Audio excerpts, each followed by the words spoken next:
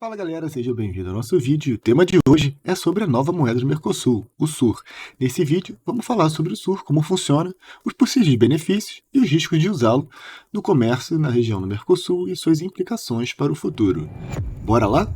Nos últimos dias tivemos uma notícia que tomou conta das redes sociais, uma informação que o Brasil e a Argentina têm interesse em criar uma moeda comum para a liquidação de suas transações internacionais. O nome para essa moeda seria SUR, ou Sistema Único de Reservas.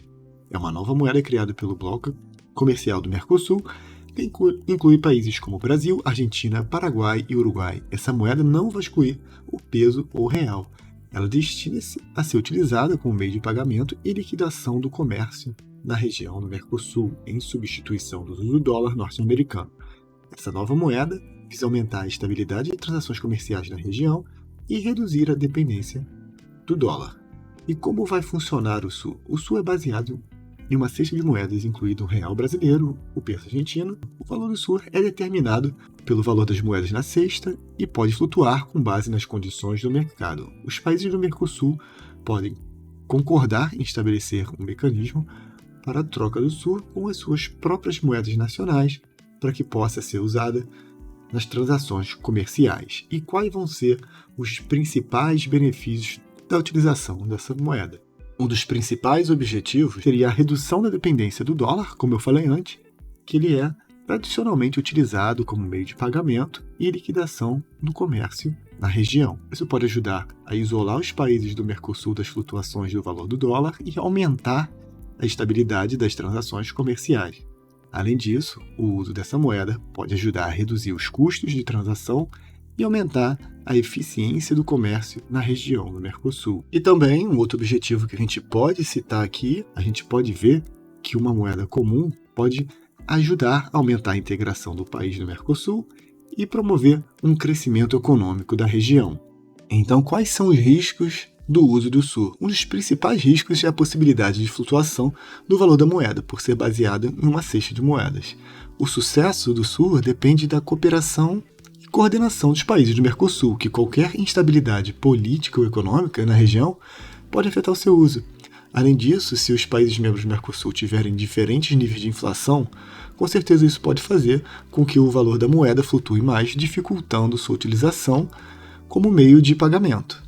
E quais serão as implicações da criação dessa moeda para o Brasil? Isso vai ser bom ou vai ser ruim? Mas antes de falar sobre isso, a gente pode tomar de exemplo uma moeda que já foi criada antes no mesmo estilo, que foi o euro, que foi criado como parte do Tratado de Maastricht, firmado em 1992, com o objetivo de promover a estabilidade econômica e monetária na União Europeia e facilitar o comércio e o investimento entre os países membros. A moeda única também buscava aumentar a competitividade da União Europeia em relação às outras economias globais e fortalecer a integração política e econômica entre os países membros. Mas para que isso acontecesse, foi criado alguns critérios, que a gente pode chamar de critérios de convergência econômica, como uma forma de garantir que os países membros da União Europeia que desejavam adotar o euro atendessem a certos requisitos econômicos antes de fazer a transição para uma única moeda. Esses critérios incluem a inflação. A taxa de inflação de um país deve estar dentro de 2% da média dos 3 países da União Europeia, com a menor inflação. A taxa de juros, a taxa de juros de um país deve estar dentro de 2% da média dos 3 países da União Europeia, com as taxas de juros mais baixas. Taxa de câmbio.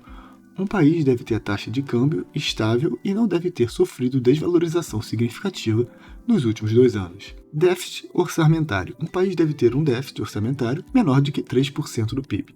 Dívida pública. A dívida pública de um país deve ser menor do que 60% do PIB. Os países membros da União Europeia que desejam adotar o euro deviam atender a esses critérios antes de fazer a transição para a moeda única. Agora que a gente já entendeu alguns conceitos e entendemos como é que foi criado o euro, a gente pode voltar para a pergunta se isso vai ser bom para o Brasil. Isso depende muito de como será feito, porque há muita pouca informação sobre a criação do SUR, mas é complexo você criar uma moeda comum para países tão diferentes como o Brasil e a Argentina, e chamar outros países da América Latina para integrar esse bloco. Vocês veem esses critérios de convergência econômica que a gente falou entre o Brasil, Argentina e Venezuela? Será que a gente vai convergir para que todo mundo tenha isso em comum? Talvez, se a gente pensar em uma moeda dos moldes do euro, não seja tão ruim. Mas a gente precisa de planejamento, desenvolvimento, implementação e esse pré-requisito necessário dos países. Mesmo com tudo que foi feito na Europa, a gente pode ver que teve uma crise na Grécia, e foi uma das maiores crises da União Europeia em 2010 e arrastou outros países juntos. O déficit no orçamento grego em 2019 foi mais de 13% do PIB, 4 vezes acima do permitido pelos critérios de convergência que a gente falou. A dívida era de 300 bilhões de euros. O que aconteceu foi que a Alemanha ajudou, e a Grécia, mesmo assim, demorou um tempo para se recuperar. Já falando do Sul novamente, a gente vê que o Brasil tem um PIB que é o maior do continente e estamos crescendo. Já a Argentina, por exemplo, é o segundo maior PIB, mas eles têm um sério problema de inflação. Eles estão naquela fase que a gente estava na década de 80, 90, cortando zero, congelando o produto. A inflação deles disparou, está quase 95% de inflação no último ano. Se a gente compara o Sul com o euro, a gente vai chegando à conclusão que as coisas parecem que estão sendo feitas de forma atropelada nesse primeiro momento, porque o euro teve muito planejamento e mesmo assim algumas coisas saíram de controle. Sua implementação teve 3 fases.